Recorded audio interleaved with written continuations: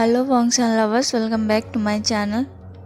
तो गाइस, पिछले एपिसोड में हमने अनटेम्ड का ही कुछ सीन देखा था और इस एपिसोड में और अगले शायद 2-3 एपिसोड में अनटेम्ड का ही सीन आने वाला है। तो मैंने डिसाइड किया है कि अनटेम्ड के सीन को मैं ज़्यादा नहीं खींचूंगी क्योंकि इस वजह से स्टोरी लाइन और भी ज़्यादा बड़ा हो जाएगा। मैं बस इवेंट का नाम बताते जाऊंगी और कहानी को जितना शॉर्ट में हो सके एक्सप्लेन करूंगी।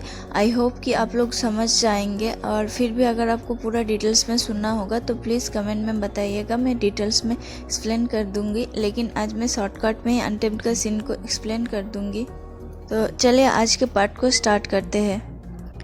पिछले पार्ट में हमने देखा था कि वेनचिंग, जियांगचांग और न्यूहोसेंग को एक तालिस्मान के द्वारा कैद करके विंग और वांगजी अपने आगे का सफ़र के लिए निकल जाते हैं।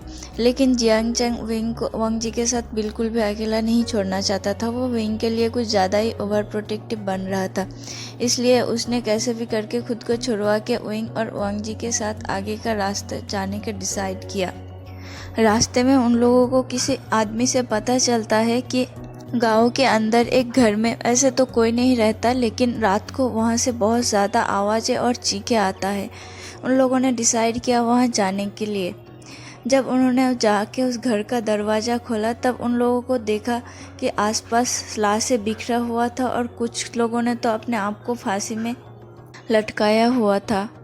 और घर के अंदर जाने के बाद उन लोगों को सुचैंग में जाने की सुयांग मिला, जो उन लोगों को मार रहा था और मार के छत पे आराम से बैठा हुआ था, मानो कि उन्हीं लोगों का इंतज़ार कर रहा था। वो वांगजी और विंग सुयांग से ऊपर हमला करने वाला था कि स्याओ सिंचन नाम का एक कल्टीवेटर आके सुयांग से लड़ने लग जाता है। वो इस बात से बहुत ज़्यादा नाराज़ था कि सुयांग कैसे मासूम लोगों को मार सकता है और ऐसे बेरहमी से।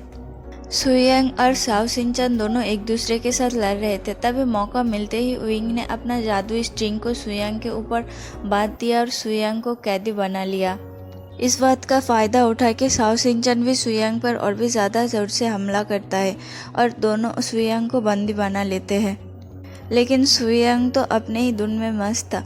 वो वेवुसियान के जादुई ट्रिक्स की वजह से बहुत ही ज़्यादा मदहोश था।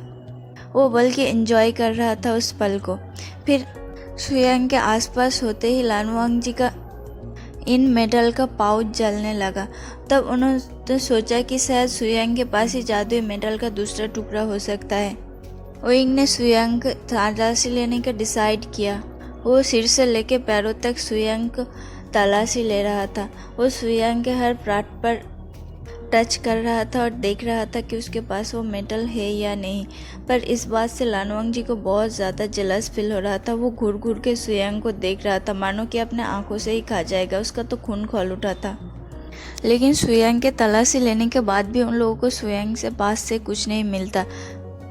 तब भी न्यूहोसेंग, मैंगियाओ और कुछ लोगों को अपने क्लैन से लाते हैं उन लोगों के मदद के लिए। मैंगियाओ सुयांग को बंदी बना लेते हैं और अपने साथ नी क्लैन ले जाते हैं। उन लोगों के साथ वांगजी, विंग, जियांगचांग, न्यूहोसेंग सब नी क्लैन में जाते हैं। नी क्लैन में जाने के बाद वहाँ जाके सुयांग को बंदी बना लिया जाता है। नी क्लैन के लीडर निविंगजे के साथ उन तीनों के मीटिंग्स होते हैं और उन लोग आगे का फैसला डिसाइड करते हैं कि उन लोगों को आगे क्या करना है। तभी सुयांग को छुड़वाने के लिए वेनचाओ नी क्लैन पर हमला करता है। वो लोग बहुत ही बारीकी से वेनचाओ के साथ लड़ रहे थे। तभी वेनचाओ से लानवांगजी को पता चलता है कि वेनचाओ के दूसरे भाई वेंगसू ने क्लाउड रिसेस पर हमला बोल दिया है।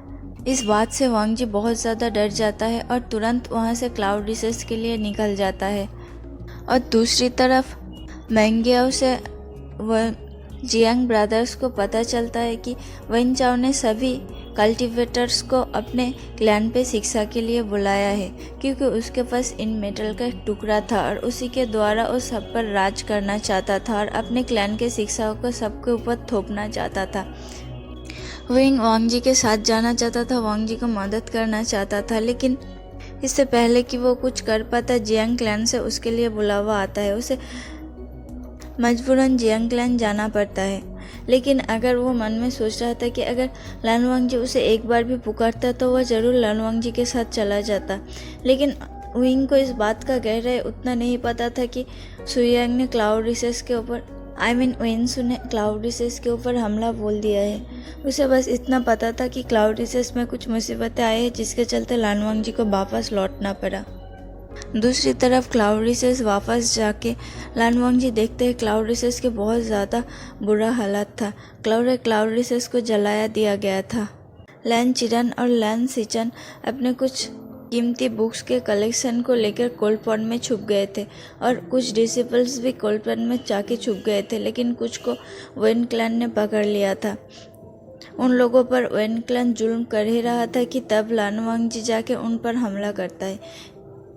उन लोगों के हाथापाई की वजह से लानवांग जी का एक पैर भी टूट जाता है।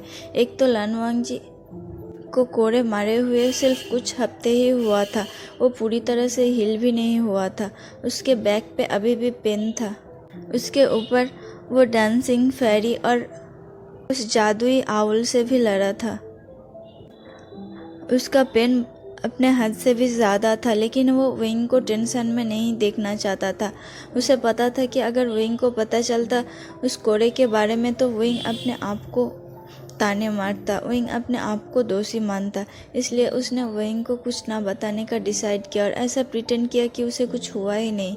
सभी पेन को बर्दाश्त कर लिया, जिसकी वजह से विंग को कुछ पता भी नहीं चला। एक दो बार विंग को शक तो हुआ था, वांग जी की तरफ घूर घूर के देख रहा था, लेकिन वांग जी ने बात को संभाल लिया था। जियांग क्लैन पहुंचने के बाद क्लैन लीडर जियांग फेंगमियन उन दोनों को वेन क्लैन के इनविटेशन के बारे में बताते हैं। उनका तो दिल नहीं था कि वो किसी भी अपने लड़के को भेजे वेन क्लैन में शिक्षा लेने के लिए, पर क्या करें, अपने मजबूरी के चलते और अपने क्लैन को बचाने के लिए उन्हें भेजना ही था। उन्होंने जियांग चैन को भेजने का डिसाइड किया क्योंकि जियांग चैन जियांग क्लैन का फ्यूचर क्लैन लीडर था। लेकिन मैडम ही इस बात पे बहुत ज़्यादा गुस्सा हो गए। उसने विंग को बहुत ज़्यादा ताना मारा। इसकी वजह से विंग और जियांग चैन दोनों को ही जाना पड़ा। अगले पल में सभी वेन क्लैन में खड़े होते हैं। वहाँ पे सभी क्लैन्स के प्रिंस और प्रिंसेस थे। जिन क्लैन, निए क्लैन, जियांग क्लैन, यहाँ तक कि अदर क्लैन्स से भी थे। लेकिन वही विषयान के नज़र तो सिर्फ एक ही इंसान को ढूंढ रहा था, वो था लानवांग जी। लेकिन लानवांग जी उसे कहीं पे भी दिखाई नहीं दिया। जियांग चैन को उसके नज़र के बारे में पता चलते उसने कहा, तुम चुपचाप खड़े रहो और अपने बारे में चिंता करो। विंग ने कहा, लेकिन क्या लंजान नहीं आया? जियांग चैन ने कहा, तुम ये मत भूलो कि उसके पास इन लोहा है। शायद वो कहीं पे छुप गया होगा लोहा लेके और बच गया होगा। उसके बात सुन के विंग मुंह पनाता है। उसे लंजान का टेंशन हो रहा था। तभी वेनचाओ सीढ़ी से उतरता हुआ उन लोगों के सामने आते हैं और अपने अपने क्लैन को लेके उन लोगों को ताने मारने लग जाते हैं। वेनचाओ का बात सुन के सभी लोग बहुत ही ज़्यादा गुस्सा थे, सबके खून खौल रहा था। तभी वेनचाओ गार्ड्स को ऑर्डर करते हैं कि उसे लेके आओ यहाँ पे। जब वेविसन घूम के देखता है तब लानवांग जी था उधर पे। लानवांग जी को देख के वो बहुत ही ज़्यादा शॉक हो गया था। लानवांग जी अपने स्टंट फेस के साथ वहाँ पे आता है। वेविसन उसके साथ बात करना चाहता था। वो बार बार लंजा को उसके नाम से पुकार रहा था, लंचा लंचा, लेकिन लानवांग जी अब सामने देखे हुआ था। वो वेविसन की तरफ देख भी नहीं रहा था। उसे आंसर करना तो दूर की बात है। इस बात को देख के जियांग चैन को बहुत ज़्यादा गुस्सा आया। उसने वेविसन को कहा, वो आ गया है ना, तुम उससे बाद में भी बात कर सकते हो। लेकिन वेविसन जियांग चैन के बात को फुल इग्नोर कर दिया और बार बार लानवांग जी को पुकारने लगा। तभी वेनचाओ के ऑर्डर से उन लोगों के तलवार को छीन लिया गया। उसके इस आदेश से सभी लोग बहुत ही ज़्यादा गुस्से में दिख रहा था। लानवांग जी अपने बीचिंग को कस के पकड़ लेता है। जिन जिसवान उसके प्रोटेस्ट कर रहा था कि वो अपने तलवार को नहीं देगा, लेकिन जैसे जैसे जिन जिसवान प्रोटेस्ट कर रहा था वेनचाओ और भी ज़्यादा डरावना होता जा रहा था। फाइनली मियान मिया को उन दोनों के बीच में आकर मामला को संभालना पड़ा। वेविसन गुस्से में फूंक रहा था। तभी जियांग चैन वेविसन के हाथ को पकड़ लेता है। विंग उसे पूछता है कि ये तुम क्या कर रहे हो, लेकिन जियांग चैन कहता है कि तुम्हें शांत रहना होगा। तब वेविसन कहता है कि भले मुझे कितना भी गुस्सा है, लेकिन मैं अपने फैमिली को किसी भी तरफ से खतरे में नहीं डाल सकता, मुझे शांत रहना ही पड़ेगा। फाइनली एक एक करके सबके तलवार छीन लिया जाता है। लन वांगजी अपना तलवार नहीं देना चाहता था, लेकिन उसे देना पड़ा। उसके तलवार देने के बाद ही विंग उसकी तरफ देखा और कहा लंजन, लेकिन लंजन उसकी तरफ देख के कोई आंसर नहीं किया। वो बस चुपचाप खड़ा था, मानो कि विभीषण उसके लिए कोई मैटर ही नहीं करता। लेकिन इस बात से पता नहीं कि विंग को बुरा बिल्कुल भी नहीं लग रहा था, बल्कि उसे तो लंजन का फिक्र सता रहा था। उन लोगों से तलवार ले लेने के बाद वन चाओ ने कहा कि उन लोगों को उसके क्लैन का एक किताब दिया जाएगा, जिन लोगों को उसे फुल पढ़ के ख़त्म करके उन लोगों को कल उसका आंसर देना पड़ेगा। सभी लोग राज़ी तो नहीं होना चाहता था, लेकिन क्या करें, राज़ी होना पड़ा सब लोगों को। और उसके बाद सबको अपने अपने कमरे में रात को वेन क्लैन के बुक रीड करने के टाइम पे विंग बार बार वांगजी के बारे में सोच रहा था, जहाँ तक कि वो बरबरा भी रहा था कि वांगजी को आखिर दूसरे कमरे में क्यों डाला गया, उसे कहाँ पे रखा गया, उसे ऐसे क्यों लाया गया। जियांग चैंग उसके बातों से बहुत ज़्यादा फ्रस्ट्रेटेड था। विंग ने कहा कि मैं उसे देखने जा रहा हूँ। जैसे ही वो दरवाजे के बाहर जाने की कोशिश किया तो गार्ड्स ने उन्हें रोक लिया और कहा कि वो लोग उन लोगों की इजाज़त के बिना कहीं भी नहीं जा सकता। इस बात से जियांग चैंग बहुत ज़्यादा फ्रस्ट्रेटेड हो गया। एक तो विंग का वार्निंग और दूसरी तरफ उन लोगों के गार्ड। उसने कहा कि हम लोग यहाँ पे बंदी है क्या, या फिर गेस्ट है, ये लोग हमारे साथ ऐसे बिहेव कैसे कर सकते हैं। लेकिन उन लोगों को बाहर नहीं जाने दिया गया।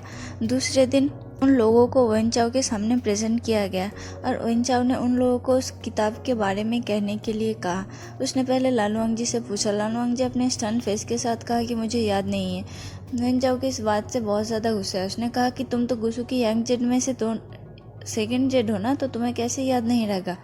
लेकिन वांगजी ने कुछ नहीं कहा। तो वन चाओ ने वांगजी को ज़्यादा फोर्स नहीं किया और कहा जिनजुसियान को कहानी सुनाने के लिए। लेकिन जिनजुसियान ने भी कहा कि उसे याद नहीं। तभी विंग अपना हाथ उठाता है और कहा कि मैं सुना सकता हूँ। लेकिन उसके बात को सुनकर वन चाओ मुस्कुराया और कहा एक भी गलती नहीं होनी चाहिए।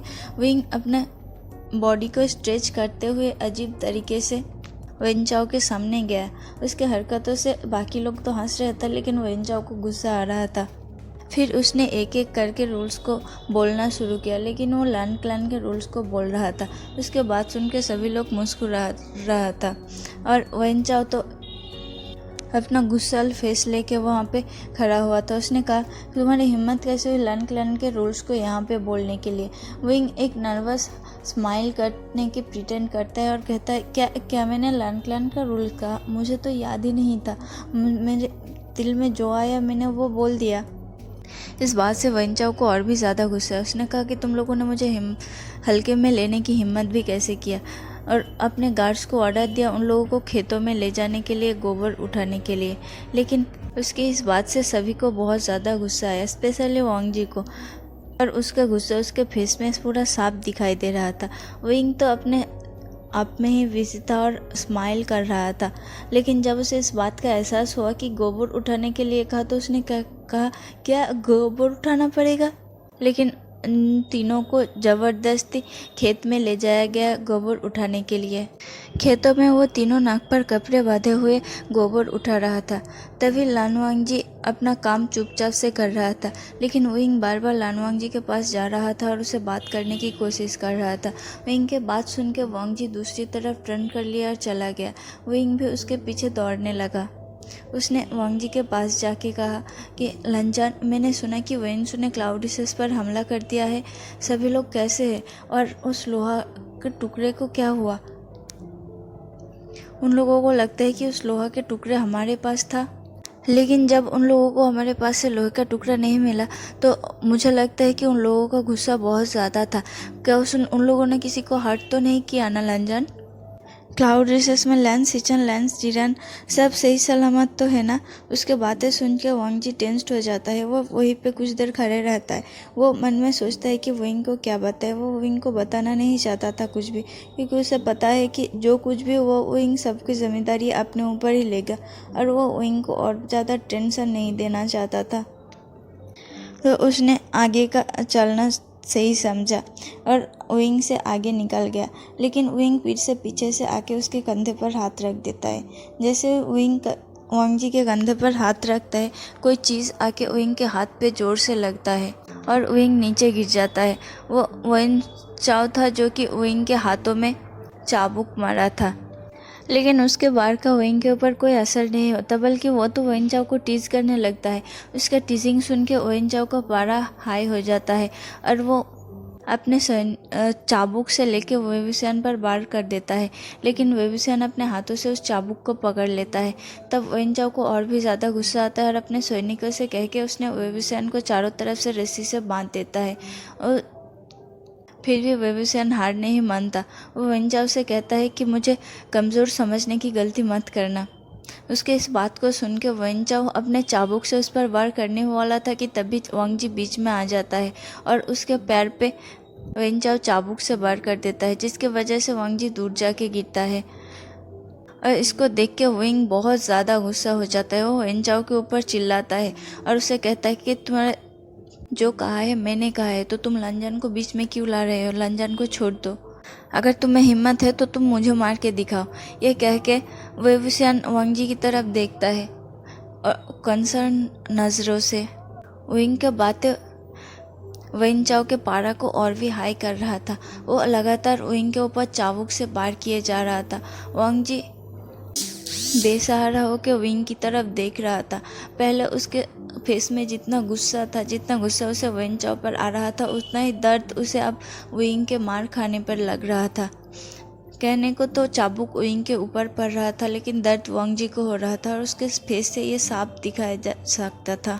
अब इस बात को देख के जिंजूसान को भी बहुत ज़्यादा गुस्सा आ रहा था, तो उसने वेन चाओ के पास आके कहा कि अपना हाथ पर मत करो। जिंजूसान वेन चाओ के पास आके कहा अपना हाथ पर मत करो वेन चाओ। जो सुन के वेन चाओ विंग की तरफ और भी ज़्यादा क्रूएल हो रहा था। तभी लानवांग जी आके उसके चाबुक को पकड़ लेता है और उसको झटक देता है। तब जाके वेन चाओ अपने सैनिकों से वेविसियान को छोड़ने के लिए कहता है। वेविसियान को छोड़ देने पर वो धड़ाम से नीचे गिर जाता है। वांग जी दौड़ के उसके पास जाता है और उसे संभालने लगता है। ये पहली बार था कि वांग जी को अपने लिए इतना ज़्यादा कॉन्सर्न दिख रहा था। विंग को इस बात का कोई भी पेन नहीं था कि वेन चाओ ने उसे इतना चाबुक मारा, बल्कि उसे इस बात की खुशी था कि फाइनली वांग जी उसके बारे में केयर कर रहा था। वो वांग जी के फेस पे अपने लिए केयर और ओरिट देख सकता था। वेन चाओ उन दोनों के सामने आके झुकता है और कहता है कि हमारे पास मुझे इन लोगों को लेके बात कर रहे थे, तो तुम लोगों के जानकारी के लिए बता दूं कि इन लोगों के 2 टुकड़े पहले से ही हमारे पास था, लेकिन शुक्र है कि तुम्हारे इस हस्बैंड की बदौलत हमें तीसरा टुकड़ा भी मिल गया। ये लानवांग जी बहुत ज़्यादा शातिर है और अपने सिचुएशन के हिसाब से अपने आप को बदलता रहता है। जो सुन के विंग को बहुत ज़्यादा गुस्सा आ रहा था। तभी वेन चाओ ने कहा, और मुझे पता है कि चौथा हिस्सा तुम्हारे पास है वेविसियान। तभी विंग कहता है, वेन चाओ अपना बकवास बंद करो। तब वेन चाओ मुस्कुराते हुए कहा कि बकवास कौन कर रहा है ये तो बाद में पता चलेगा। ये कह के उसने सैनिकों को आदेश दे के विंग को तहखाने में ले जाने के लिए आदेश दिया। सैनिक विंग की तरफ आगे बढ़ ही रहा था कि तभी वांग जी बीच में आ जाता है। तब वेन चाओ उसके तरफ गुस्से से देखता है और कहता है, क्या हुआ, तुम्हें भी साथ जाना है क्या अपने हस्बैंड का? तो ठीक है, हमारे तहखाने में 2 लोगों के लिए काफ़ी ज़्यादा जगह है। तब वांग जी वेन चाओ की तरफ गुस्से में देखने लग जाता है, लेकिन वांग जी को बीच में आता हुआ देख के विंग खड़े होकर वेन चाओ से कहता है कि तुम्हें तहखाने में डालना है ना, तुम मुझे डाल सकते हो, मैं खुशी खुशी वहाँ पे रह लूँगा। तब वेन चाओ कहता है, ठीक है, देखते हैं कि तुम कितने दिन वहाँ पे रह सकते हो, और ये कह के उसको वहाँ से ले जाने लगता है। वांग जी बस खड़े खड़े उसे ले जाते हुए देखता रहता है। उसके हाथों में कुछ नहीं था। वो अपने आप को बहुत ही ज़्यादा बेबस महसूस कर रहा था। ऐसे तो वो गलती अपने आप को ही सारी गलती की जिम्मेदार मानता था, क्योंकि आज अगर विंग का और उसके बीच में सब कुछ ठीक होता तो शायद आज उन दोनों को ये सब दिन देखना नहीं पड़ता। लेकिन क्या करें, किस्मत में जो लिखा है वही होके रहता है। दूसरी तरफ हम देखते हैं कि विंग को जिस तहखाने में डाला गया था वहाँ एक बड़ा सा बीस्ट था जो कि बहुत खूंखार था, और वो विंग पर हमला करने वाला था कि वेनिंग आके अपने नीडल से उस बीस्ट को सुला देता है और विंग को कुछ मेडिसिन दे जाता है अपने आप को हील करने के लिए। विंग अपने आप पर मेडिसिन अप्लाई करके विनिंग पर थैंक्स कहता है। तो विनिंग कहता है कि तुमने एक बार मेरी जान बचाई थी, ये मेरा फ़र्ज़ था कि मैं तुम्हारे कुछ काम आ सका। लेकिन मुझे उन सब के लिए बहुत बुरा लगता है, खास करके जो कि वन चाओ ने लैन क्लैन और लैन वांग जी के साथ किया है। इस बात को सुन के विंग चौंक जाता है और गुस्से में उसे कहता है कि क्या कहा तुमने? वन वांग जी के साथ क्या हुआ और लैन क्लैन के साथ क्या हुआ? तब विनिंग उसे पूछता है कि क्या उसे पता नहीं है कि लैन क्लैन के साथ क्या हुआ। विंग उसे फिर से कहने के लिए कहता है। तब विनिंग उसे बता देता है कि विंसू पूरे क्लाउड रिसेस को जला दिया और लैनजन के पैर को भी तोड़ दिया। और ओवन कबीले से लौटने के बाद विंसू ऐलान कर दिया है कि लैन कबीला अब ओवन क्लैन के कब्जे में है। शायद ओवन क्लैन में कुछ ही लोग बचे हैं, जिनमें से लानवांग जी एक है, पर उसका भी हालत बहुत ज़्यादा बदतर है। ये बात सुन के विंग को बहुत ज़्यादा गुस्सा आता है। और अपने कलाई को कस के बंद कर लेता है, जिसकी वजह से वहाँ से खून निकलना शुरू हो जाता है।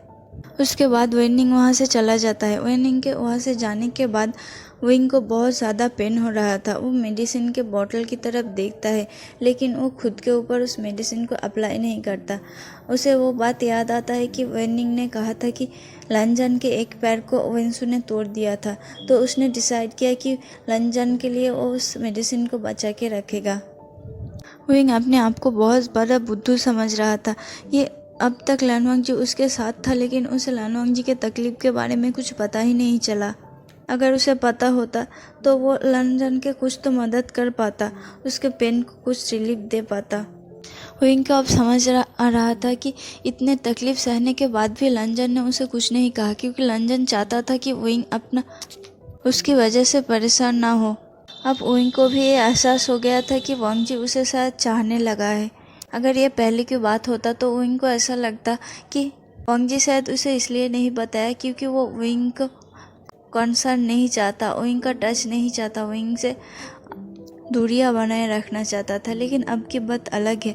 अब विंग लंजन के चेहरे पे, लंजन के आंखों में अपने लिए कंसर्न देख पाता है और उसे इस बात का बहुत ज़्यादा खुशी है। अब टाइम बीत जाता है। वो जानवर वहीं पे बेहोश पड़ा रहता है उस नीडल्स की वजह से। वेबिसन के भी आँख लग जाता है, लेकिन अचानक उसे कुछ आवाज़ सुनाई देता है। तब वो गौर से नोटिस करता है कि वेन चाओ अपने सैनिकों के साथ आ रहा था। तो उसने जल्दबाजी से उस जानवर के गर्दन से नीडल्स को हटा दिया और अपने रोब्स में छुपा दिया।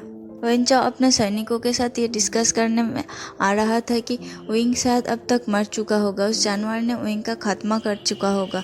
लेकिन जब उस विंग को सही सलामत देखता है और उस जानवर को उसके पास बैठा देखता है, तो वो जानवर से ऊपर बहुत ज़्यादा गुस्सा हो जाता है।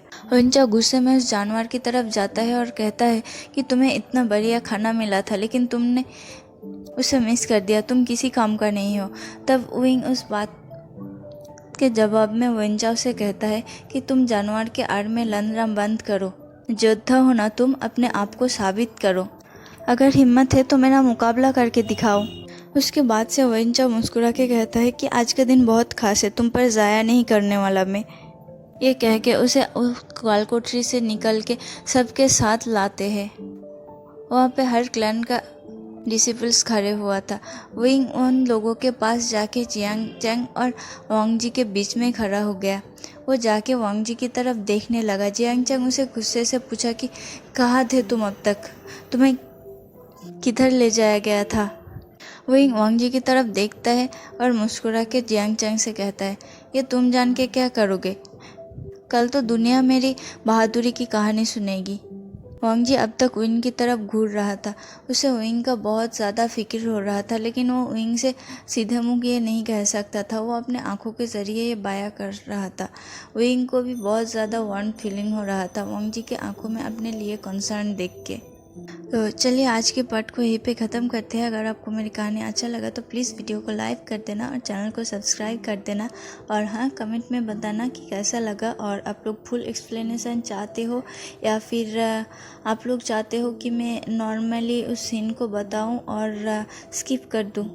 एक्चुअली मैं वांग सन शेयर कर रही हूँ उन लोगों का मैरिज लाइफ और उन लोगों के लव लाइफ को शेयर कर रही हूँ, तो इसलिए मैंने अनटेम्ड का सीन ज़्यादा एक्सप्लेन नहीं किया। आई होप कि आप लोग समझ गए होंगे। तो चलिए, bye bye for today and have a